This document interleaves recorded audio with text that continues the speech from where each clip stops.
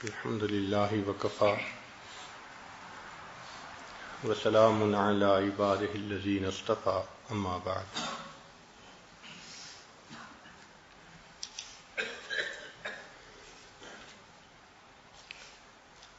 دین کے اعمال میں سے بہت محتم بشان عمل نماز ہے۔ یہ ایک ہدیہ اور تحفہ ہے جو رب کریم کی طرف سے اللہ رب العزت نے اپنے حبیب صلی اللہ علیہ وسلم کو عطا فرمایا۔ باقی جتنے اعمال ہیں وہ سارے اس دنیا میں ملے۔ نماز کا عمل ایک ایسا ہے کہ یہ عرشوں پہ ملا، آسمانوں سے اوپر دیا گیا۔ صاف ظاہر ہے کہ جب کوئی مہمان گھر آتا ہے تو انسان اس وقت اس کو بیسٹ تحفہ دیتا ہے۔ اس لیے نبی اسلام نے فرمایا الصلاۃ معراج المؤمن، کہ نماز مومن کا معراج ہے۔ امام ربانی مجدد ثانی رحمۃ اللہ علیہ نے اپنے مکتوبات میں نماز کی اہمیت کے اوپر بہت زور دیا ہے۔ آج آپ اس کی اہمیت سے متعلق باتیں سنیں گے تو ریئلائز کریں گے کہ ہمارے اندر اتنی اہمیت پہلے نہیں تھی۔ تو نماز میں ایک تو ہے ظاہری طور پر اہتمام کرنا وضو میں، نماز کی ادائیگی میں، اس بارے میں سن لیجئے۔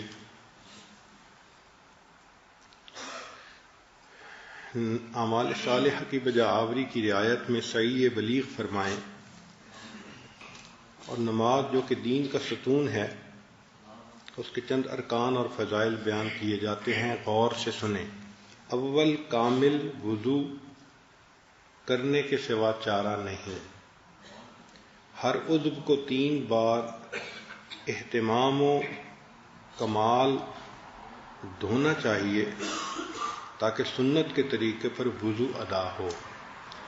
یعنی نماز کا اہتمام وضو سے شروع ہوتا ہے۔ جو چاہے کہ میں نماز اچھے طریقے سے ادا کروں تو اس کا سٹارٹ پوائنٹ کہاں سے ہوگا؟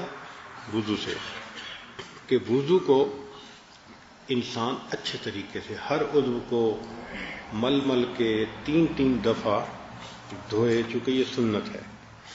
اور سر کا مسح بالاستیاب، یعنی سارے سر کا مسح کرنا چاہیے، اور کانوں اور گردن کے گرد مسح میں خوب احتیاط کرنی چاہیے، اور بائیں ہاتھ کی چھوٹی انگلی سے پاؤں کی انگلیوں کے نیچے کی طرف سے خلال کرنا لکھا ہے، یعنی اس کے ساتھ نیچے سے پاؤں کے تلوے کی طرف سے خلال کرنا چاہیے۔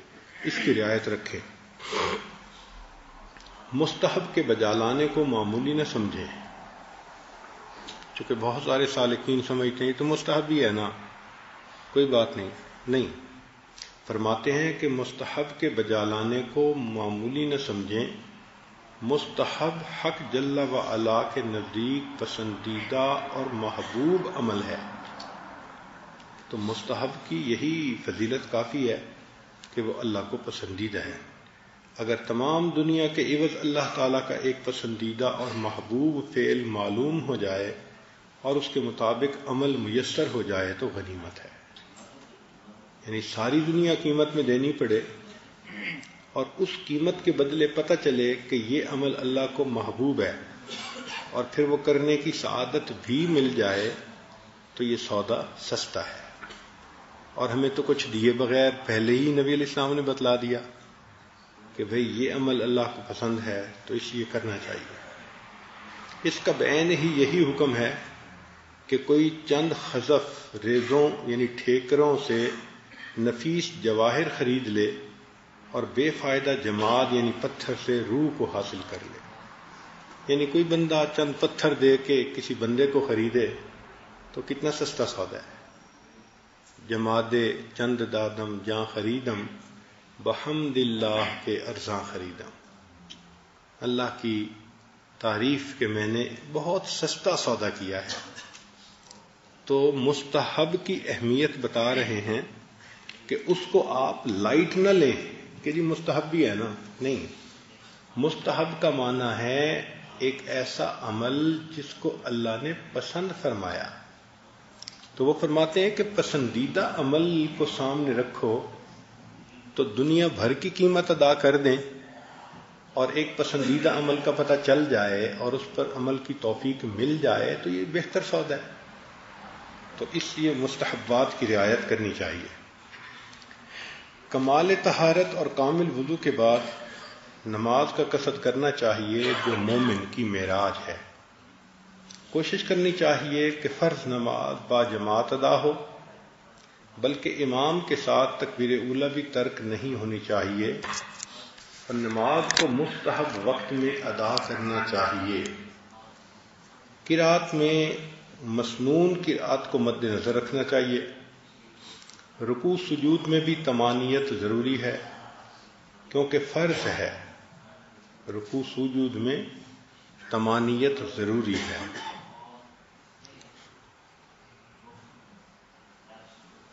قوما میں اس طرح سیدھا کھڑا ہونا چاہیے کہ تمام بدن کی ہڈیاں اپنی اپنی جگہ پر آ جائیں، اور سیدھا کھڑے ہونے کے بعد طمانینت درکار ہے کیونکہ طمانینت فرض ہے یا واجب ہے یا سنت علی اختلاف الاقوال. ایسے ہی جلسہ میں جو دو سجدوں کے درمیان ہے اچھی طرح بیٹھنے کے بعد اطمینان ضروری ہے. تو جلسہ میں بھی انسان بیٹھے. رکوع اور سجود کی کم سے کم تسبیحات 3 بار ہیں، جیسے سبحان ربی الاعلیٰ، سبحان ربی الاعلیٰ، سبحان، اور زیادہ سے زیادہ 7 بار یا 11 بار ہیں. یہ بھی حدیث پاک میں منقول ہیں علی اختلاف الاقوال. اور امام کی تسبیح مقتدیوں کے حال کے اندازے کے مطابق ہونی چاہیے. یعنی امام مقتدیوں کا حال دیکھے، اگر ان کے پاس فرصت ہے، وقت ہے، تو صرف 3 دفعہ نہیں، 5 دفعہ یا 7 دفعہ، یعنی زیادہ تسبیحات پھر پڑھنی چاہیے. فرماتے ہیں شرم کی بات ہے کہ انسان تنہا نماز پڑھنے کی حالت میں طاقت ہوتے ہوئے اقل تسبیحات پر کفایت کرے. عقل 3 ہے، اور جو تنہا ہو اور ٹائم بھی ہو پھر 3 تسبیحات پڑھے تو فرماتے ہیں کہ یہ شرم کی بات ہے. ہماری تو عادت ہی 3 دفعہ پڑھنے کی ہے. میں نے اپنی زندگی میں الحمدللہ ایک ایسے بزرگ کے پاس نماز ادا کی کہ جن کی پوری زندگی کا معمول رکوع سجود کی تسبیحات کے بارے میں 21 مرتبہ تھا. ہر سجدے میں 21 مرتبہ پڑھتے تھے. یہ عادت تھی ان کی. پڑھنے والے 21 دفعہ پڑھتے ہیں. تو ہم بھائی چلو عوام الناس اگر 3 پڑھتے ہیں تو علم کے حقوق تو ہیں نا کچھ، تو چلو ہم حدیث میں 3، 5، 7 اور 11 وہ فرماتے ہیں کہ یہ 4 قول ہیں، تو چلو ہم 3 کی بجائے 5 دفعہ پڑھ لیں، اگر 7 دفعہ پڑھیں تو اور اچھا ہے. تو انفرادی نماز میں تسبیحات زیادہ پڑھنے کی کوشش کرنی چاہیے. 3 سے زیادہ. اللہ تعالیٰ کو شو کرنا ہوتا ہے نا، محبت دکھانی ہوتی ہے. دیکھیں نا دنیا میں بھی ہر محبوب چاہتا ہے کہ محب اپنی محبت کا اظہار کرے. تو ہمیں اگر اللہ تعالیٰ سے محبت ہے تو 3 تو ساری دنیا پڑھتی ہے. 3 ہم نے پڑھ لیا تو کیا تیر مارا. تو اگر اللہ تعالیٰ سے محبت ظاہر کرنی ہے تو چلو 3 کی بجائے 5 صحیح یا 7 صحیح، تو کچھ نہ کچھ تسبیحات زیادہ پڑھنی چاہیے. شرم کی بات ہے کہ انسان تنہا نماز پڑھنے کی حالت میں طاقت ہوتے ہوئے اقل تسبیحات پر کفایت کرے. اگر زیادہ نہ ہو سکے تو 5 یا 7 بار تو کہے. اور سجدہ کرتے وقت اول وہ اعضاء زمین پر رکھے جو زمین کے نزدیک ہیں. پس اول دونوں زانو زمین پر رکھے، پھر دونوں ہاتھ، پھر ناک، پھر پیشانی. زانو اور ہاتھ زمین پر رکھتے ہوئے دائیں طرف سے ابتدا کرے. یعنی ہاتھ بھی جب رکھنے ہیں تو کوشش یہ ہو کہ دایاں ہاتھ پڑے، اس کے ساتھ پھر بایاں ہاتھ بھی پڑ جائے. اور سر اٹھاتے وقت اول ان اعضاء کو اٹھانا چاہیے جو آسمان سے نزدیک ہیں، پس پہلے پیشانی اٹھانی چاہیے. یعنی جس ترتیب سے رکھے تھے پھر الٹ ترتیب سے اس کو واپس لانا چاہیے.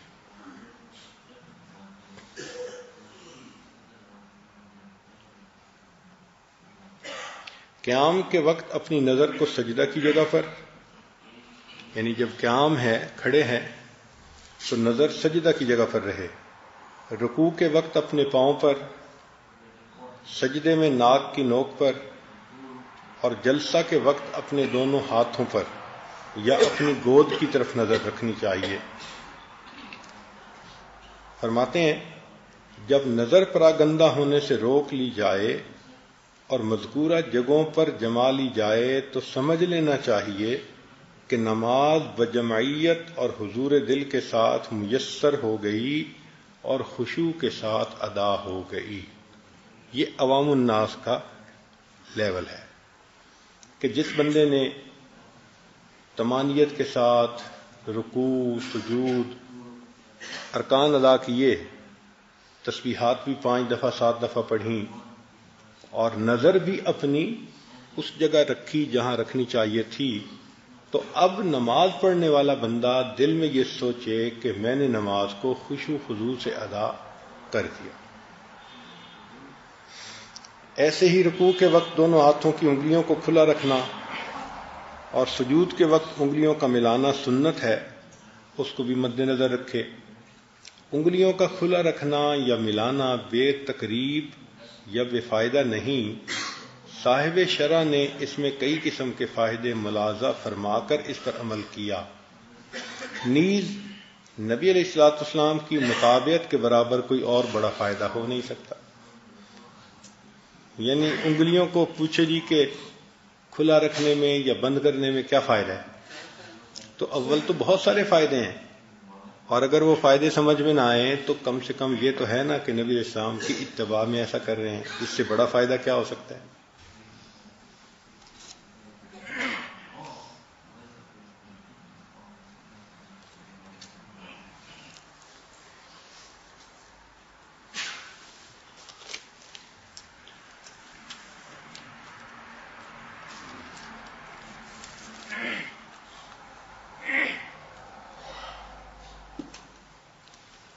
دوسرے مکتوب میں امام ربانی مجدد ثانی رحمۃ اللہ علیہ نے نماز ہی کے بارے میں بات کی ہے،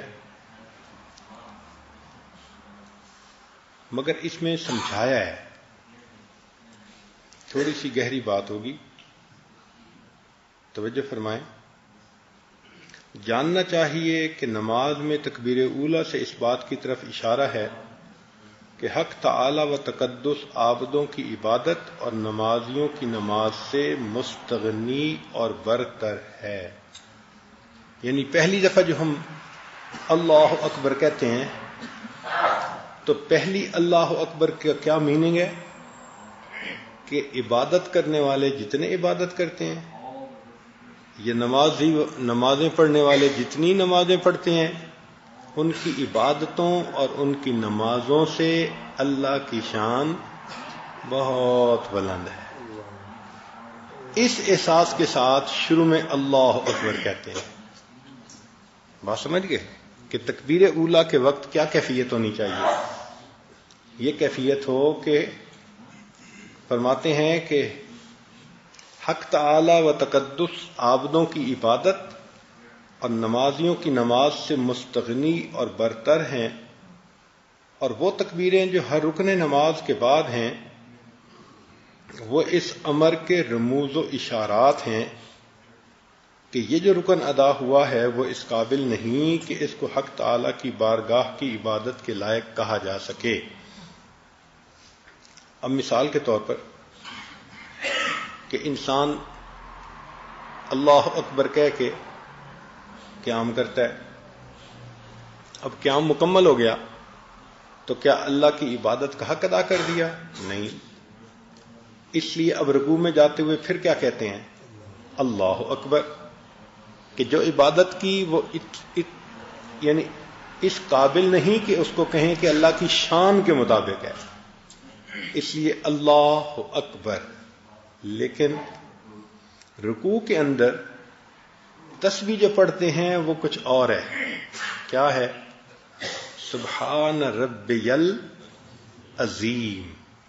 اب چونکہ عظمت کا اقرار پہلے کر رہے ہیں تو اس کے بعد اب اللہ اکبر کو نہیں رکھا، بلکہ اب رکھا سمع اللہ لمن حمدہ. چونکہ عظمت کی نفی ہوتی نا پھر تو، اس لیے ساری تلاوت اور رکوع اور سارا کچھ کے بعد اللہ اکبر کہ نہیں، ابھی یہ حق نہیں ادا ہوا تو اللہ اکبر کر کے رکوع میں چلے جاؤ. مگر رکوع میں چونکہ سبحان ربی العظیم اللہ کی عظمت کا اقرار ہو رہا ہے تو فرمایا کہ ہاں عظمت تو اللہ تعالیٰ کی ہے، اس لیے اب اٹھتے ہوئے تمہیں اب پھر تکبیر نہیں کہنی، اٹھتے ہوئے کیا کہنا ہے؟ سمع اللہ لمن حمدہ. اور مقتدی کہتے ہیں ربنا ولک الحمد. اور حدیث پاک میں ہے کہ جس کی ربنا ولک الحمد فرشتوں کی ربنا ولک الحمد کے ساتھ مل گئی، اللہ اس کے گناہوں کی مغفرت فرما دیتا. آگے فرما رہے ہیں کہ رکوع کی تسبیح سبحان ربی العظیم پاک ہے میرا پروردگار جو بڑی عظمت والا ہے. اس میں چونکہ تکبیر کے معنی ملحوظ ہیں اس لیے رکوع کے آخر میں تکبیر کہنے کا حکم نہیں فرمایا گیا، بلکہ سمع اللہ لمن حمدہ یہ کہا گیا، برخلاف دونوں سجدوں کے کہ ان میں بھی اگرچہ تسبیحات ہیں کہ سجدے میں سبحان ربی الاعلی، مگر اس کے اول آخر تکبیر کہنے کا حکم فرمایا گیا کہ کسی کو یہ وہم نہ ہو کہ سجود میں چونکہ نہایت عاجزی، پستی، ذلت اور انکساری ہے لہذا حق عبادت ادا ہو جاتا ہے. اس وہم کو دور کرنے کے لیے سجود کی تسبیح سبحان ربی الاعلی میں لفظ اعلی کو اختیار کیا اور تکبیر کی تکرار بھی مسنون ہوئی. اگر آپ غور کریں تو فقہا نے سبحان اللہ کہا کہ رکوع میں پڑھو سبحان ربی العظیم اور سجدے پڑھو سبحان ربی الاعلی. اگر آپ غور کریں تو دونوں امر کے صیغے کے ساتھ قرآن مجید میں موجود ہیں. فرمایا فسبح باسم ربک تو اب حکم ہے نا، اور سبح اسم ربک تو قرآن کا حکم ہے کہ تم یہ بھی پڑھو اور یہ بھی پڑھو. تو نبی علیہ الصلوۃ والسلام نے قرآن مجید کے حکم کو ایک کو رکوع میں پورا کر دکھایا، ایک کو سجدے میں پورا کر دکھایا. تو اس لیے ان تسبیحات کا پڑھنا بھی منشا خداوندی ہے.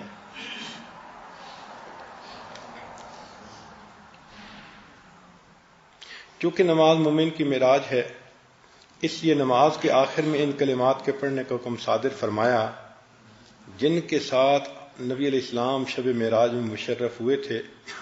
لہذا نبی نمازی کو چاہیے کہ اپنی نماز کو اپنے لیے اعلی معراج بنائے.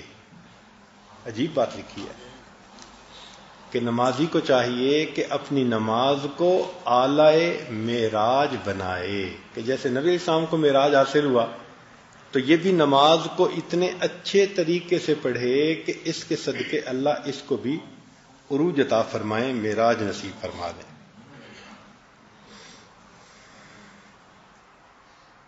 اور نماز ہی میں انتہائی قرب خداوندی ڈھونڈے. نبی علیہ الصلوۃ والسلام نے فرمایا اقرب ما یکون العبد من الرب فی الصلاۃ، بندے کو اللہ تعالیٰ کے ساتھ سب سے زیادہ قرب نماز میں حاصل ہوتا ہے. اور نمازی اللہ تعالیٰ شانہ سے مناجات کرنے والا اور نماز کے ادا کرتے وقت حق تعالیٰ کی عظمت و جلال کا مشاہدہ کرنے والا ہوتا ہے اور حق تعالیٰ کا رعب و ہیبت اس پر چھا جاتا ہے. اس لیے اس کی تسلی کے واسطے نماز کو 2 سلاموں پر ختم کرنے کا امر فرمایا کہ چونکہ انسان تسبیحات بھی کہتا ہے تو اللہ کی عظمت دل پہ آتی ہے، اور اتحیات میں جب وہ کلمات پڑھتا ہے کہ جو گفتگو ہوئی تھی اللہ اور اس کے پیارے حبیب صلی اللہ علیہ وسلم کے درمیان، تو فرماتے ہیں کہ ان کلمات کو پڑھنے کی وجہ سے بندے کے اوپر ایک ہیبت کا مقام طاری ہو جاتا ہے. اب اس ہیبت سے نکلنا اتنا آسان تو نہیں تھا کہ انسان بس اتحیات پڑھ کے کھڑا ہو جاتا، نہیں. تو اللہ رب العزت نے اس کو ختم کرنے کا طریقہ فرمایا السلام علیکم ورحمۃ اللہ. تو السلام علیکم سے وہ عظمت جو ہے وہ ایک اچھے انداز سے سلامتی کی بات میں تبدیل ہو کر انسان پھر اس دنیا کی کیفیت میں آ جاتا ہے. اور جو حدیث پاک، جو حدیث نبوی میں ہر فرض نماز کے بعد 100 مرتبہ تسبیح و تحمید، تکبیر اور تحلیل کا حکم ہے، فقیر کے علم میں اس کا راز یہ ہے کہ نماز کی ادائیگی میں جو قصور کوتاہی واقع ہوئی اس کی تلافی تسبیح تکبیر کے ساتھ کی جائے تاکہ اپنی عبادت کے ناتمام ہونے کا اقرار ہو سکے. اور چونکہ حق تعالیٰ کی عبادت کی توفیق سے عبادت کا ادا کرنا میسر ہوا تو اس نعمت کا الحمدللہ کہہ کر شکر بجا لانا چاہیے اور حق تعالیٰ کے سوا اور کسی کو عبادت کا مستحق نہ بنانا چاہیے. اس لیے پھر اللہ اکبر یعنی سبحان اللہ اور الحمدللہ اور اللہ اکبر یہ 3 تسبیحات ہیں نا. تو وہ فرماتے ہیں کہ سبحان اللہ تو ہے کہ اللہ جو اس میں کمی کوتاہی رہ گئی اس کو معاف کر دیجیے اور قبول کر لیجیے. تو سبحان اللہ تو اس لیے پڑھتے ہیں اور الحمدللہ اس لیے پڑھتے ہیں کہ اللہ رب العزت نے نماز کی ادائیگی کی توفیق عطا فرمائی. اور پھر اللہ اکبر اللہ کی عظمت کو بیان کرتے ہیں کہ جو ہم نے عبادت کی اللہ آپ کی عظمت اس سے بھی زیادہ بلند ہے. حضرت مجدد ثانی رحمۃ اللہ ایک جگہ لکھتے ہیں کہ ہم جو نمازیں پڑھتے ہیں یہ ساری کی ساری نمازیں اللہ تعالیٰ کی عظمت کے پردوں سے نیچے رہ جاتی ہیں.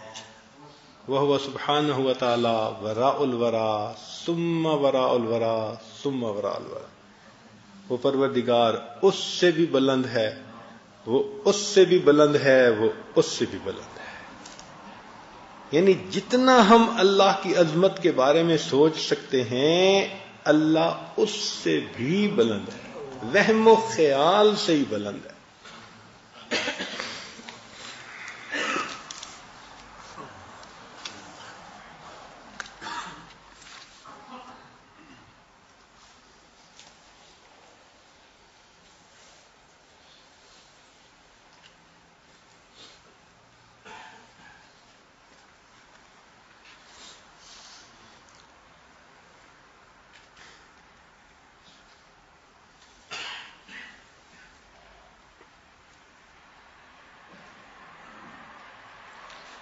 یہاں پر ایک اور بات فرماتے ہیں کہ مومن کے اوپر نماز میں جو تجلی وارد ہوتی ہے وہ سلام پھیرنے کے بعد فوراً ختم نہیں ہوتی. فرماتے ہیں اس میں شبہ بخالت ہے کہ جب تک تم نماز کے کلمے پڑھ رہے ہو تو ہم چہرہ دکھا رہے ہیں اور تم نے سلام کیا تو ہم نے پردہ ڈال لیا. فرماتے ہیں کہ نمازی سلام پھیرنے کے بعد اپنی جگہ پر جتنی دیر رہتا ہے وہ تجلی اسی طرح رہتی ہے.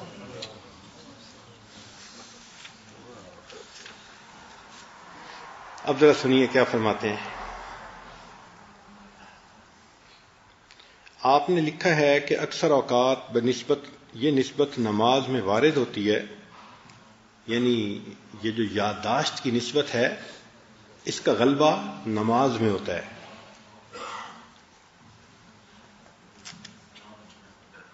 خاص طور پر اس فرض نماز میں جو کہ جماعت سے ادا کرتا ہے، اور نماز سے فارغ ہونے کے بعد جب تک نماز کی جگہ میں پابند بیٹھا رہتا ہے وہ حالت بھی بدستور باقی رہتی ہے. اس کے بعد پوشیدہ ہو جاتی ہے.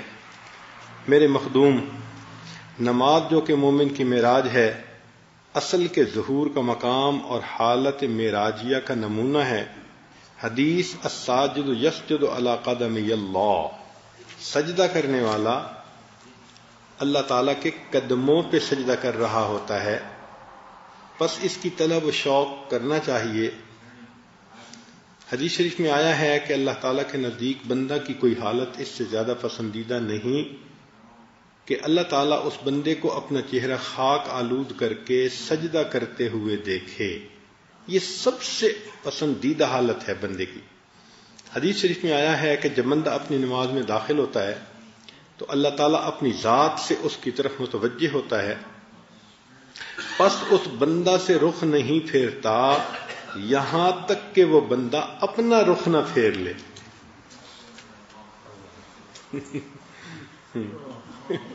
اللہ تعالیٰ اپنا رخ نہیں پھیرتے جب تک کہ بندہ اپنا رخ نہ پھیر لے۔ اللہ اکبر۔ اور ہم چونکہ ان معارف سے واقف نہیں ہیں تو ہمارا حال ہے کہ بس گھر سے آئے، ابھی 3 منٹ ہیں اور جوتوں کی جگہ پر کھڑے ہو گئے، تو جوتوں میں کھڑے ہو کے گھڑی بھی دیکھتے ہیں کہ یہ بھی 3 منٹ ہیں، اور وہیں حالات حاضرہ کی باتیں اور کارگزاریاں اور اس طرح کی باتیں۔ مسجد میں نماز کے وقت سے پہلے داخل ہونے والی عادت ختم ہوتی جا رہی ہے۔ یہ ایک سنت ہے کہ انسان نماز کے انتظار میں بیٹھے۔ یہ سنت پر عمل آج بہت کم ہو گیا ہے۔ تو یہ بات ذہن میں رکھیں کہ مومن کو چاہیے، سالک کو چاہیے کہ وقت سے پہلے صف میں مصلی کی جگہ پر آ کر بیٹھنے کی عادت ڈالے۔ وقت سے پہلے مصلی پہ آ کے بیٹھنے کی۔ دیکھیں، جب کسی سخی کے دروازے سے کچھ ملنا ہوتا ہے نا، تو فقیر کوشش کرتے ہیں کہ میں سب سے پہلے جا کے بیٹھوں، کیونکہ سب سے پہلے جا کے بیٹھنے والا زیادہ اپنی احتیاط شو کر رہا ہوتا ہے۔ تو ہم بھی اگر مسجد میں کچھ وقت پہلے آ کے بیٹھیں تو ہم اپنی زیادہ احتیاط اللہ کے سامنے شو کریں گے۔ تو نماز سے پہلے آنا اور مسجد میں بیٹھنا یہ اللہ سے محبت کی علامت ہے۔ یہ نقطے کی ایک بات ہے، امید ہے اس پر ذرا غور کریں گے۔ نماز سے کچھ وقت پہلے، جماعت سے کچھ وقت پہلے، 5 منٹ، 7 منٹ، 10 منٹ، جتنا وقت ہے، تو نماز سے کچھ وقت پہلے آ کر جگہ پر بیٹھنا یہ کس کی نشانی ہے؟ اللہ سے محبت کی نشانی ہے۔ اور نماز پڑھنے کے بعد کچھ دیر بیٹھ کر تسبیحات کرنا، دعا مانگنا، اور کچھ دیر کے بعد جانا، یہ اس بات کی علامت ہے کہ اللہ مجھے آپ سے وحشت نہیں ہے، اللہ مجھے آپ سے، اور جو وحشت ہوتی ہے السلام علیکم ورحمۃ اللہ، السلام، اور گئے۔ آج کل بہت ساری جگہوں پہ آپ یہی دیکھیں گے کہ امام صاحب نے جب اللہ اکبر کہی تو پیچھے ایک صف، اور امام نے سلام پھیرا تو ماشاء اللہ 4-5 صفیں۔ اس کا مطلب یہ کہ ایک صف والے تھے جنہوں نے یہ شو کیا کہ اللہ ہمیں آپ سے محبت ہے، چونکہ آپ سے ملاقات کا وقت ہے تو ہم پہلے آ کے بیٹھ رہے ہیں، ہم آپ سے محبت کرتے ہیں نا، تو اظہار محبت کر رہے ہیں۔ اور باقی جو 4 صفیں تھیں وہ عین موقع پہ آئے۔ اور پھر اس کے بعد ہوتا کیا ہے کہ جو مقتدی سلام پھیرتا جاتا ہے وہ بغیر کسی اور کلمہ کے پڑھے اٹھ کے چلنا شروع کر دیتا ہے۔ ہم نے بہت سارے عرب ملکوں میں یہ عادت دیکھی ہے۔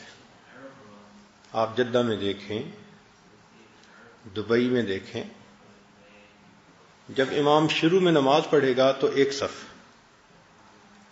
نماز پڑھنے والے ہیں کتنے ہیں؟ 5-6 صفوں کے برابر ہیں، مگر اللہ سے محبت کا اظہار کرنے والے کتنے پہلے آئے؟ ایک صف والے، اور باقی دوران نماز. اور نماز پڑھنے کے بعد پھر ذرا غور کریں کہ اب کون آیت الکرسی پڑھتا ہے، کون ادعیہ مسنونہ پڑھتے ہیں، تسبیحات فاطمہ پڑھتے ہیں، نماز کے بعد دعا مانگتے ہیں. تو آپ دیکھیں گے کہ بس السلام علیکم ورحمۃ اللہ، السلام علیکم ورحمۃ اللہ، اور اٹھ کے چلے جاتے ہیں.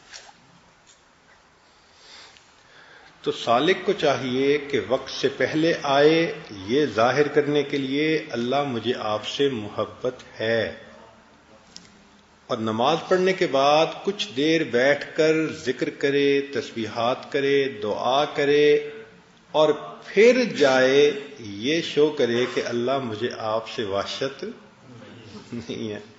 یہ نہیں ہے کہ میں مارا باندھا پہنچ گیا اور بس سلام کر کے بھاگ رہا ہوں. نہیں، مجھے آپ سے محبت ہے، اس لیے میں یہاں بیٹھا. نماز ہو چکی، فرض ختم ہو گیا، مگر میں آپ کی تسبیحات پڑھ رہا ہوں، آپ سے مانگ رہا ہوں، دعا کر رہا ہوں، ذکر کر رہا ہوں. تو نماز سے پہلے بھی کچھ وقت رہنا چاہیے اور نماز کے بعد بھی کچھ وقت بیٹھنا چاہیے. ہاں، تقاضا ہو تو وہ الگ بات ہے.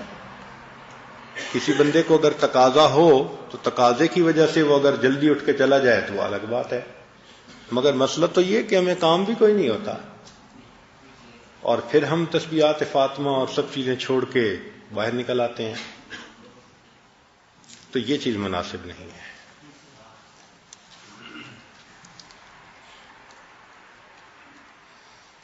حدیث شریف میں آیا ہے کہ جب بندہ اپنی نماز میں داخل ہوتا ہے تو اللہ تعالیٰ اپنی ذات سے اس کی طرف متوجہ ہوتا ہے، پس اس بندہ سے رخ نہیں پھیرتا یہاں تک کہ وہ بندہ اپنا رخ پھیر لے یا کوئی بری بات کہے.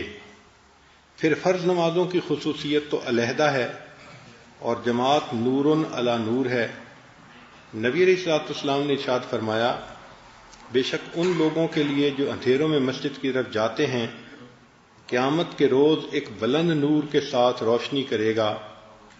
حدیث شریف میں ہے کہ اندھیروں میں مساجد کی طرف چلنے والے وہی لوگ ہیں جو اللہ تعالیٰ کی رحمت میں داخل ہونے والے ہیں.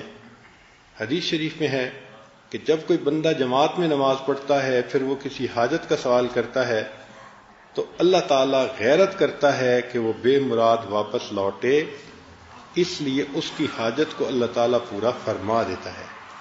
حدیث شریف میں ہے کسی شخص کا اپنے گھر میں نماز پڑھنے کا ثواب ایک نماز کے برابر ہے، اور محلے کی مسجد میں نماز پڑھنا 25 نمازوں کے برابر ہے، اور جامع مسجد میں نماز پڑھنا 500 نمازوں کے برابر ہے. مسجد اقصی میں نماز پڑھنا 5000 نمازوں کے برابر. میری اس مسجد میں نماز پڑھنا 50,000، اور مسجد حرام میں نماز پڑھنا 1,00,000 نمازوں کے برابر ہے. حدیث شریف میں ہے کہ جس شخص نے ان 5 نمازوں کو جماعت کے ساتھ ادا کرنے پر محافظت کی وہ پل صراط پر سے چمکنے والی بجلی کی مانند گزرنے والوں میں سب سے پہلا شخص ہوگا، اور اللہ تعالیٰ اس کا حشر سابقین کے ساتھ کریں گے.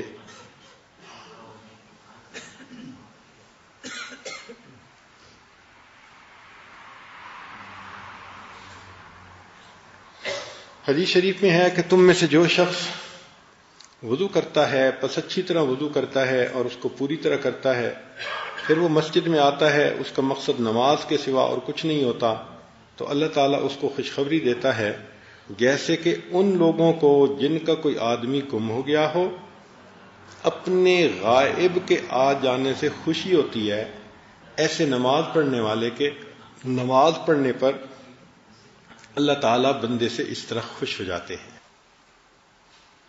اللہ تعالیٰ کے نزدیک بندے کی کوئی حالت اس سے زیادہ پسندیدہ نہیں کہ وہ اس کو سجدہ کرتے ہوئے دیکھے. حدیث شریف میں ہے کہ سجدہ کرنے والا اللہ تعالیٰ کے دونوں قدموں پر سجدہ کرتا ہے، پس بندے کو چاہیے کہ سجدہ کرے اور خوب رغبت سے کرے اور خوب دعا کرے. اب اگلی بات سنیے. نیز حدیث شریف میں ہے کہ بندہ سجدہ کرتا ہے تو اس کا سجود اس کی پیشانی کے نیچے کی زمین کو زمین کے 7 طبق تک پاک کر دیتا ہے. کہ نمازی جہاں سجدہ کرتا ہے تو جس جگہ اس کی پیشانی ٹکتی ہے اس کا سجدہ اس جگہ پر 7 زمینوں تک، 7 طبق تک جتنی زمین تھی اس کو وہ پاک کر دیتا ہے سجدہ۔ فرماتے ہیں کہ انسان کے اوپر جتنی تجلیات، انوار، احوال نماز کے علاوہ وارد ہوتے ہیں وہ سب کے سب دوسرے درجے کی چیز ہیں، اور اصل درجے کی چیز وہ کیفیت ہے جو مومن کو نماز کی حالت میں نصیب ہوتی ہے۔ میرے مخدوم، نماز کو تجلیات و مشاہدات سے بہتر کہنا اس اعتبار سے ہے کہ یقین کامل سے معلوم ہو گیا ہے کہ مطلوب ان تجلیات و مشاہدات سے وراء الورا ہے، اس کے ساتھ گرفتاری زلال کے ساتھ گرفتاری ہے، پس شبہ مثال کے ساتھ گرفتاری جو کہ حقیقت میں غیر مطلوب ہے، اور تمام اشیاء کو مطلوب کا عین ہونے کا حکم لگانا شکر کی وجہ سے ہے۔ نماز ہی ہے جو مطلوب کی خبر دیتی ہے اور اس بے نشان کا کچھ نشان رکھتی ہے جو قرب کے اس نماز کی ادائیگی کے وقت ہوتا ہے، اس کے باہر حاصل نہیں ہوتا۔ حدیث نبوی میں آیا ہے کہ نماز میں اس حجاب کو جو کہ بندہ اور خدا کے درمیان ہے اٹھا دیا جاتا ہے، اس لیے اس کو معراج فرمایا ہے۔ پر جس قدر کوشش اس نماز کی تکمیل میں کی جائے، یہ اس نسبت کی تکمیل میں کوشش ہے کہ یہ تجلیات و مشاہدات جس کی گرد کو نہیں پہنچتے، یعنی یہ تجلیات و مشاہدات جو عام ہوتے ہیں یہ گرد راہ کو نہیں پہنچ سکتے جو قرب انسان کو نماز میں حاصل ہوتا ہے۔ اس نماز کا معاملہ کمال قرب نبوت کے ساتھ وابستہ ہے۔ وہ کہتے ہیں یہ قرب ولایت نہیں ہے، اس کا معاملہ کمالات نبوت سے متعلق ہے، جو نماز کا معاملہ ہے کہ اکثر ارباب ولایت کا ہاتھ اس بلند و بالا درخت سے نیچے رہ جاتا ہے۔ اس لیے کہتے ہیں کہ جو ولایت کے مقام کے لوگ ہوتے ہیں ان کو نماز کی بجائے ذکر میں زیادہ مزہ آتا ہے، اور حال احوال ان کو باقی اچھے لگتے ہیں۔ کیوں؟ اس لیے کہ نماز کے اندر کمالات نبوت کا تعلق ہے۔ تو کمالات ولایت والا بندہ، اس لیے بعض ایسے بھی لوگ تھے جو راستے سے بھٹک گئے اور انہوں نے کہا کہ ہمیں 5 وقت نماز پڑھنے کی کیا ضرورت ہے۔ کچھ لوگ ایسے بھی گزرے ہیں یا کئی علاقوں میں ہیں جو کہتے ہیں کہ تمہاری 5 مرتبہ ہماری ہر مرتبہ، کہ تم تو 5 مرتبہ یاد کرتے ہو اور ہم ہر وقت یاد کرتے ہیں، تو کہتے ہیں 5 نمازیں پڑھنے کی کیا ضرورت ہے۔ جب دل میں اللہ آ گیا تو 5 نمازوں کی کیا ضرورت ہے؟ تو ایسے بھی گمراہ لوگ ہیں۔ تو اس لیے وہ اس کو کلیئر کر رہے ہیں کہ جو قرب، جو تجلیات، جو چیزیں نماز میں ہوتی ہیں غیر نماز میں اس کی گرد بھی نصیب نہیں ہو سکتی۔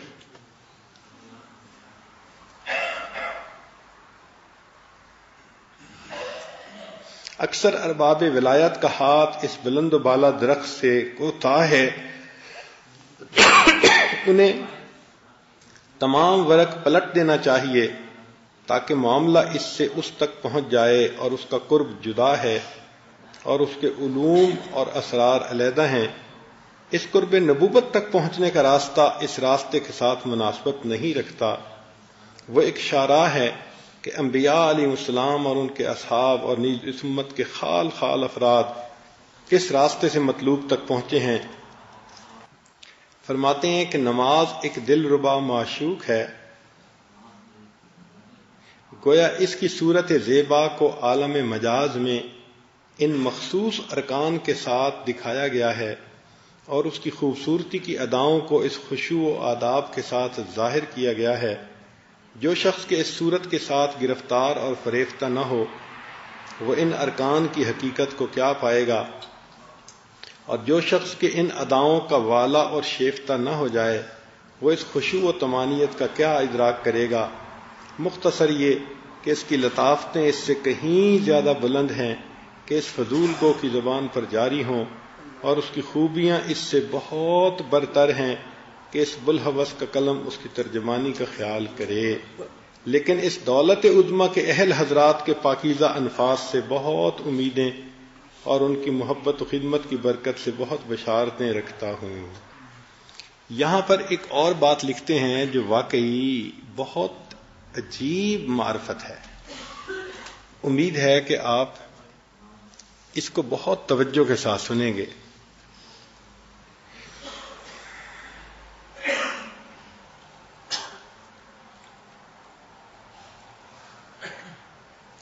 یہ بات متحقق ہو گئی ہے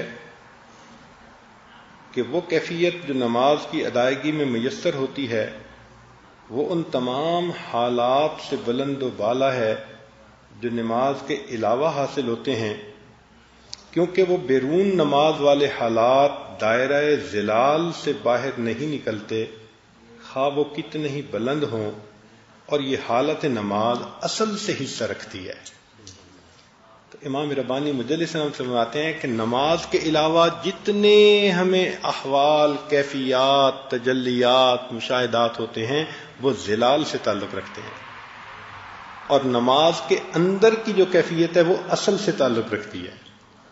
جیسے ایک انسان اور ایک انسان کا سایہ، تو انسان اصل ہے اور سایہ اس کا ظل ہے۔ اسی طرح نماز کے علاوہ جو کیفیتیں ملتی ہیں وہ ظل ہیں، ان کا تعلق ظلال سے ہے، اور نماز کے اندر جو کیفیت ملتی ہے اس کا تعلق اصل کے ساتھ ہے۔ یہ متحقق ہو گئی ہے کہ وہ حالت جو نماز کی ادائیگی میں میسر ہوتی ہے وہ ان تمام حالات سے بلند و بالا ہے جو نماز کے علاوہ حاصل ہوتے ہیں، کیونکہ وہ بیرون نماز والے حالات دائرہ ظل سے باہر نہیں نکلتے، خواہ کتنے بلند ہوں، اور یہ حالت نماز اصل سے حصہ رکھتی ہے۔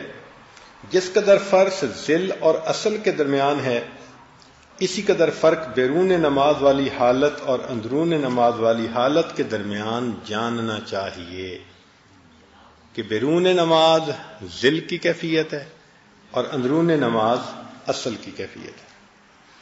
یہ فقیر مشاہدہ کرتا ہے کہ جو حالت اللہ تعالیٰ کی عنایت سے موت کے وقت ظاہر ہوگی وہ نماز کی حالت سے بھی بلند ہوگی، کیونکہ موت احوال آخرت کے مقدمات میں سے ہے، اور جی چیز آخرت کے قریب ہے وہ اتم اور اکمل ہے، کیونکہ یہاں دنیا میں ظہور صورت ہے، یعنی ظاہری کیفیت، اور آخرت میں ظہور حقیقت ہے، ان دونوں میں بہت بڑا فرق ہے۔ اور ایسے ہی وہ حالت جو اللہ جل سلطانہ کے کرم سے برزخ صغریٰ یعنی قبر میں میسر ہوگی، وہ اس حالت سے بڑھ کر ہوگی جو موت کے وقت ہوتی ہے۔ یعنی اب انہوں نے کہا کہ عام حالات میں جو حضوری توجہ ہے وہ ظل ہے، نماز میں اس کی اصل ہے، اور جو نماز میں کیفیت ہوتی ہے وہ فرماتے ہیں موت کے آخری وقت جو ہوتا ہے نا، اس وقت جو مشاہدہ ہوتا ہے وہ اس سے بھی زیادہ بہتر ہوتا ہے مومن کو، اور جو موت کے وقت کیفیت ہوتی ہے قبر میں مشاہدہ اس سے بھی زیادہ بہتر ہوتا ہے، اور جو قبر میں ہوتا ہے فرماتے ہیں کہ حشر میں اس سے بھی زیادہ بہتر ہوگا جب ساق کی تجلی ہوگی، اور جو حشر میں ہوگا جنت میں اس سے بھی زیادہ کامل ہوگا۔ تو یہ یوں ترتیب ایک انہوں نے بنائی ہے۔ حاصل کلام یہ ہے کہ دنیا آخرت کی کھیتی ہے، اس جگہ مطلوب کو تلاش کرنا، اپنے آپ کو پریشان کرنا یا غیر مطلوب کو مطلوب جاننا، چنانچہ اکثر لوگ اس میں گرفتار ہیں اور اپنے خواب و خیال میں محو آرام ہیں۔ اس مقام میں صرف نماز ہی ہے جو اصل کی خوشبو دیتی ہے اور مطلوب کی خوشبو سکھاتی ہے، اس کے علاوہ جو کچھ ہے بے فائدہ ہے۔ دنیا میں اگر انسان کو اللہ کی کوئی جھلک چیز دیتی ہے تو وہ فرماتے ہیں نماز ہے، نماز کے علاوہ وہ کیفیت سالک کو نہیں مل سکتی۔ یعنی کتنا وضاحت کے ساتھ نماز کی اہمیت کو بیان کیا ہے۔ حالانکہ پہلے جو جاہل صوفیات تھے وہ تو کہتے تھے جی کہ نماز تو وہ پڑھیں کہ جنہوں نے 5 وقت یاد کرنا ہو، اور ہم تو ہر وقت یاد کرتے ہیں، لہذا تمہاری 5 مرتبہ ہماری ہر مرتبہ۔ تو ان کی نفی کی ہے کہ بھئی تمہیں ذکر اذکار میں غیر نماز میں جو کیفیتیں بھی حاصل ہوتی ہیں وہ سب ظلال ہیں، اور جو نماز میں ہے وہ اصل ہے، اور نماز سے زیادہ موت کے قرب میں جو کیفیت ہے وہ اس سے بھی اصل ہے، اور جو قبر میں ہے وہ اس سے بھی اصل ہے، جو حشر میں ہوگی یکشف عن ساق وہ اس سے بھی، اور جو جنت میں ہوگی وہ اس سے بھی اصل ہے۔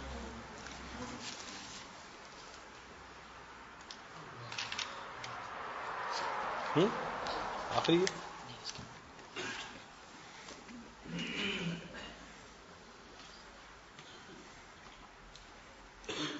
سبحان اللہ، کیا عجیب بات لکھی ہے۔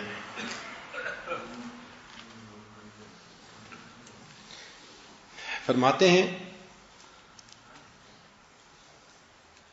کہ 5 ارکان میں سے نماز رکن دوم ہے جو تمام عبادات کی جامع ہے، اور ایک ایسا جزو ہے جس نے اپنی جامعیت کی وجہ سے کل کا حکم پیدا کر لیا ہے اور تمام مقرب اعمال پر سبقت لے گئی ہے، اور وہ دولت رویت جو نبی علیہ السلام کو شب معراج بہشت میں میسر ہوئی تھی، دنیا میں نزول فرمانے کے بعد اس جہان کے مناسب آپ کو وہ دولت نماز میں میسر ہوتی تھی۔ یعنی نبی علیہ السلام کو معراج میں جو جنت میں دیدار ہوا، تو جب آپ وہاں سے تشریف لائے تو اب دنیا میں اس جو رویت نصیب ہوئی تھی اس کی نشانی کہاں ملے، تو اس کی یاد کے طور پر اللہ نے اپنی نماز عطا فرمائی کہ تم نماز پڑھو گے تو تمہیں اس کی قرب کی ایک کیفیت ملے گی۔ تو فرماتے ہیں اس لیے آنس صلی اللہ علیہ وسلم نے فرمایا الصلاۃ معراج المؤمن، اس لیے فرمایا کہ بندہ اپنے رب کے ساتھ نماز میں سب سے زیادہ قریب ہوتا ہے۔ اب ذرا سنیے گا، آپ علیہ السلام کے قابل تابعداروں کو بھی اس جہان میں اس دولت کا بہت سا حصہ نماز میں حاصل ہے۔ یعنی وہ جو معراج کی تھی نا دولت، اس کا بہت سارا حصہ کس میں حاصل ہوتا ہے؟ اگر یہ حقیقی رویت میسر نہیں ہے، سنیے ذرا کیا فرماتے ہیں کہ اگرچہ اس جہان میں حقیقی رویت میسر نہیں ہے کیونکہ یہ جہان اس کی تاب و طاقت ہی نہیں رکھتا، رویت کی کہ اللہ تعالیٰ تجلی فرمائے اور بندہ دیکھے، یہ تاب و طاقت ہی نہیں رکھتا۔ اگر حق تعالیٰ نماز کا حکم نہ فرماتا تو مقصود کے چہرے سے نقاب کون اٹھاتا اور طالب کو مطلوب کی طرف رہنمائی کون کرتا۔ نماز ہی ہے جو غم گساروں کے لیے لذت بخش ہے، نماز ہی ہے جو بیماروں کو راحت دیتی ہے، اور ارہنی یا بلال میں اسی حقیقت کا رمز ہے کہ نبی علیہ السلام غم زدہ ہوتے تھے تو فرماتے تھے ارہنی یا بلال، اور قرۃ عینی فی الصلاۃ میں اسی آرزو کی طرف اشارہ ہے۔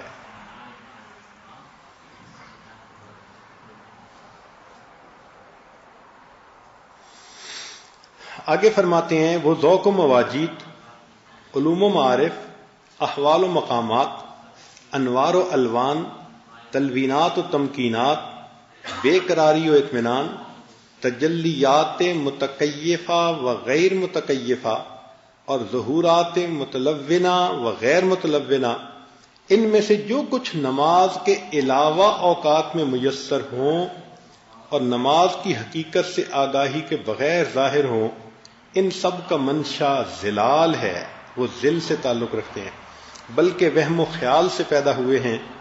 نمازی جو نماز کی حقیقت سے آگاہ ہے، نماز کی ادائیگی کے وقت گویا عالم دنیا سے باہر نکل جاتا ہے اور عالم آخرت میں پہنچ جاتا ہے، لہذا وہ اس وقت اس دولت سے جو آخرت کے ساتھ مخصوص ہے حصہ حاصل کر لیتا ہے اور اصل سے ذلیت کی آمیزش کے بغیر فائدہ اٹھاتا ہے، کیونکہ عالم دنیا کمالات ذلی تک محدود ہے اور وہ معاملہ جو ذلال سے باہر ہے آخرت کے ساتھ مخصوص ہے۔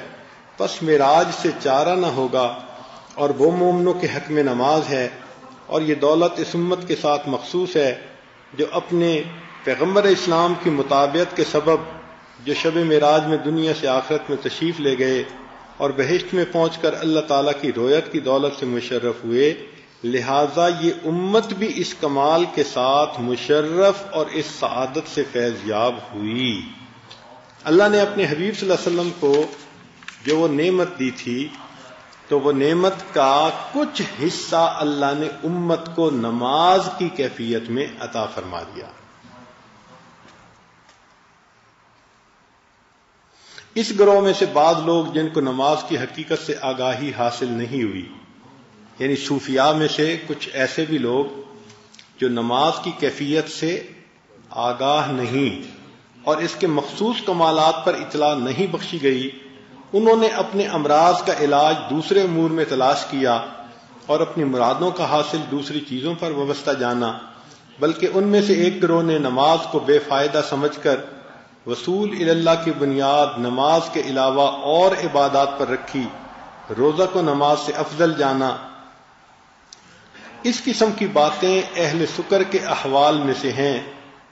ایسی باتیں حقیقت نماز سے عدم آگاہی اور بے خبری کی وجہ سے ہیں، بلکہ اس طائفہ صوفیاء کی ایک کثیر جماعت نے اپنے اضطراب و بے قراری کی تسکین کو سماع و نغمہ اور وجد و تواجد میں تلاش کیا اور اپنے مطلوب کو نغمہ کے پردوں میں مطالعہ کیا اور رقص و رقاصی کو اپنا مسلک بنا لیا، حالانکہ انہوں نے سنا ہوگا ما جعل اللہ فی الحرام شفا، اللہ نے حرام چیز میں شفا نہیں رکھی۔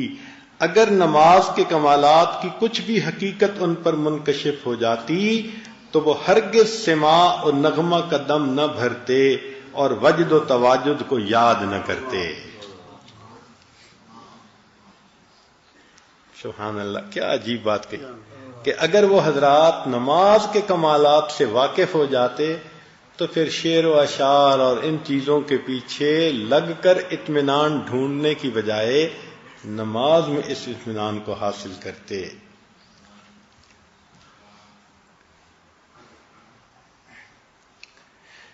اللہ اکبر۔ اللہ رب العزت ہمیں نماز کی حضوری عطا فرمائے۔ اور ہے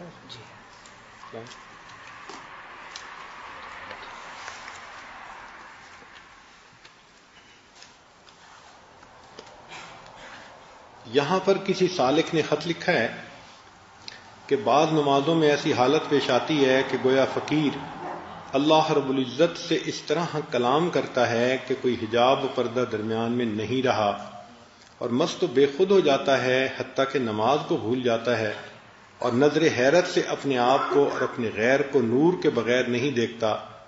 اسی اثناء میں خود پر قابو پا کر ہوش میں آ جاتا ہے، اچانک رکت و عاجزی غالب آ جاتی ہے اور یہی حالت قرآن مجید کی تلاوت اور دوسری عبادات میں پیش آتی ہے۔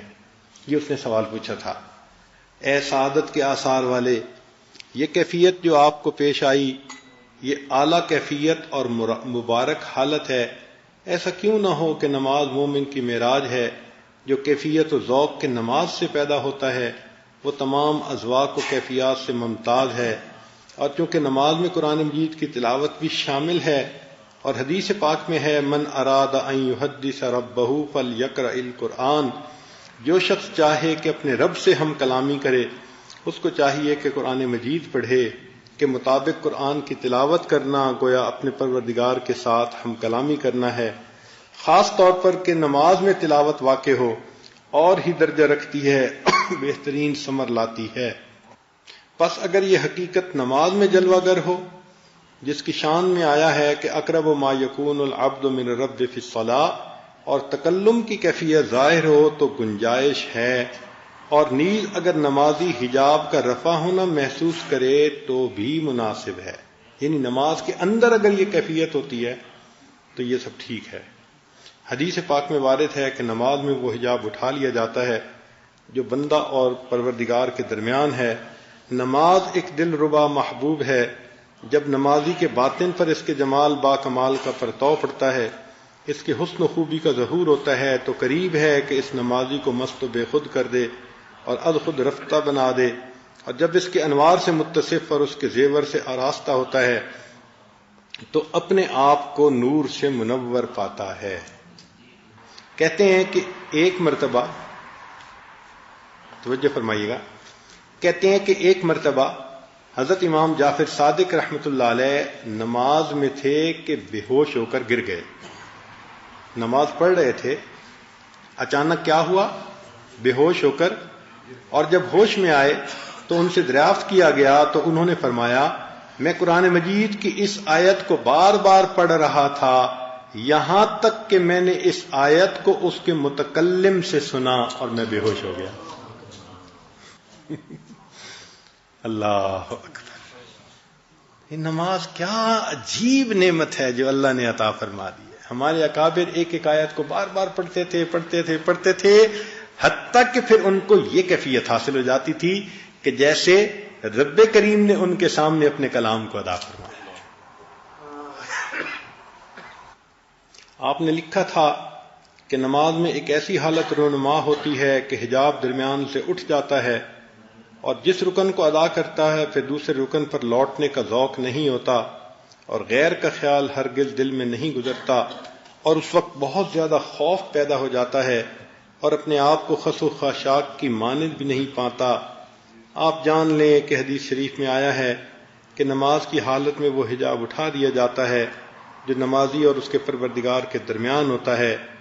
اور ہمارے حضرت علی مجدد ثانی رحمۃ اللہ علیہ نے لکھا ہے کہ یہ حجاب کا دور ہونا منتہی کی نماز کے ساتھ مخصوص ہے. یہ جو حجاب اٹھتا ہے یہ ہر بندے کی نماز سے نہیں اٹھتا، چونکہ وہ نماز تو اس درجے کی ہوتی نہیں ہے. ہم تو نماز میں بھی دنیا کی باتیں سوچ رہے ہوتے ہیں تو وہاں تھوڑا حجاب ہٹائیں گے.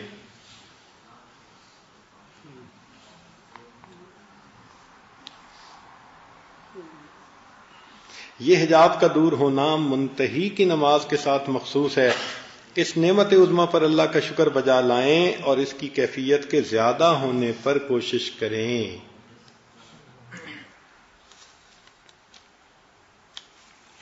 یہاں پر ان کے ایک مرید تھے مجدد ثانی رحمۃ اللہ علیہ کے، یا خواجہ معصوم رحمۃ اللہ علیہ کے، تو انہوں نے لکھا ہے نماز پڑھنے میں جمعیت و لذت بہت حاصل ہوتی ہے اور نماز کے علاوہ کسی اور چیز میں مشغول ہونا اچھا نہیں لگتا، اور جو حرف کے نماز میں اپنے مخرج سے نکلتا ہے وہ مسرتوں کا اظہار کرتا ہے. عجیب، سبحان اللہ.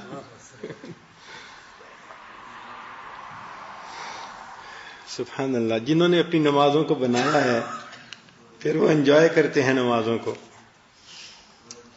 نماز پڑھنے میں جمعیت و لذت بہت حاصل ہوتی ہے، نماز کے علاوہ کسی اور چیز میں مشغول ہونا اچھا نہیں لگتا، اور جو حرف کے نماز میں اپنے مخرج سے نکلتا ہے وہ مسرتوں کا اظہار کرتا ہے. وہ اس وقت میں اس حقیر کو گویا ایک جگہ سے دوسری جگہ لے جاتا ہے.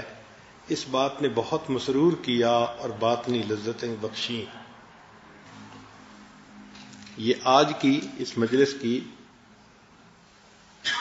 آخری عبارت ہے، مگر اس میں ایک خاص نکتہ ہے تو یہ عاجز چاہتا ہے کہ آپ اس کو بہت ہی توجہ کے ساتھ سنیں. فرماتے ہیں کہ ابتداً مبتدی کو نفلی نمازوں کے ادا کرنے میں لذت بخشتے ہیں. ابتداً جو سالک ہوتا ہے، مبتدی ہم جیسا، تو اس کو نفلوں کے پڑھنے میں بہت مزہ آتا ہے. تو مبتدی کو ابتدا میں نفلوں کے پڑھنے میں لذت بخشتے ہیں. بعد اذان نہایت النہایت میں پہنچ کر لذت کی یہ کیفیت فرضوں کی ادائیگی سے متعلق ہو جاتی ہے اور بندہ اپنے نوافل کے ادا کرنے میں اپنے آپ کو بیکار جانتا ہے. اس کے نزدیک فرضوں کو ادا کرنا بڑا اہم کام ہو جاتا ہے. کہ مبتدی حضرات کو تو نفلوں میں لذت بخشتے ہیں تو وہ اشراق اور چاشت اور تہجد اور اوابین وہ فرماتے ہیں، لیکن جو نہایت النہایت میں پہنچتے ہیں ان کو جو مزہ فرض نماز میں دیتے ہیں پھر نفلوں کی لذت اس کے سامنے کوئی حیثیت ہی نہیں رکھتی. جاننا چاہیے کہ وہ لذت جو عین نماز کی حالت میں حاصل ہوتی ہے اس میں نفس کا کچھ بھی فائدہ نہیں، بلکہ عین اس لذت کے وقت نفس نالا و فغاں میں ہوتا ہے. سبحان اللہ، کیا بلند مرتبہ ہے. ہم جیسے بلحوث اس قسم کی باتوں کو کیا سمجھیں اور نیز جان لیں کہ دنیا میں نماز کا مرتبہ آخرت میں رویت باری تعالی کے مرتبہ کی مانند ہے. تو دنیا میں مومن جیسی نماز پڑھتا ہوا جائے گا تو جنت میں اس کو اللہ کی رویت کا وہی مرتبہ حاصل ہوگا. کیسے؟ کہ اگر بندہ دنیا میں نماز پڑھتا ہے اور اس میں ادھر ادھر کے خیالات آتے رہتے ہیں تو خیالات والی نمازیں پڑھ کے جو لو بندہ دنیا سے جائے گا تو فرماتے ہیں کہ جنتی بھی ہوا تو جنت میں اللہ اس کو اپنا دیدار عطا فرمائیں گے، مگر اس کے خیالات کی وجہ سے ذات کے اوپر صفات کے پردے عطا فرما دیں. جو بغیر خیال کے دنیا میں نماز پڑھنے کی عادت حاصل کر لے گا، ایسی نماز کہ جس میں دنیا کا کوئی خیال نہ ہو، تو فرماتے ہیں کہ اس بندے کو جو جنت میں رویت عطا فرمائیں گے تو وہ رویت ذات ہوگی، اس کے اوپر صفات کا کوئی پردہ نہیں. تو آج ہم اس چیز کو سوچیں کہ ہم جنت میں اللہ رب العزت کے دیدار کس حالت میں کرنا چاہتے ہیں. تو اگر کرنا چاہتے ہیں تو یہ دنیا کی نماز اس کا ریفلیکشن ہے. یہاں نماز بنا لیں، وہاں اسی درجے کو پا لیں. تو نماز تو پڑھنی ہے. اب جتنے لوگ یہاں موجود ہیں نماز تو پڑھتے ہی ہیں، فرق تو ہے نا کہ دل کی توجہ کے ساتھ پڑھیں. اہمیت ہو تو پھر توجہ بھی بڑھ جاتی ہے، انسان کوشش بھی کرتا ہے. تو ہمارے اکابر کو دیکھیں کہ کس طرح انہوں نے سالک کے دل میں ایک فرض کی اہمیت کو پیدا کیا.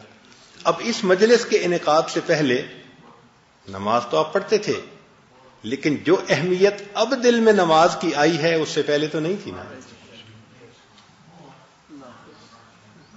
تو ہم دعا مانگتے ہیں کہ اللہ تعالی ہمیں بھی نماز کی وہ کیفیت عطا فرما دے جس کو معراج المومن کہا گیا. وآخر دعوانا ان الحمد للہ رب العالمین. سبحانک اللہ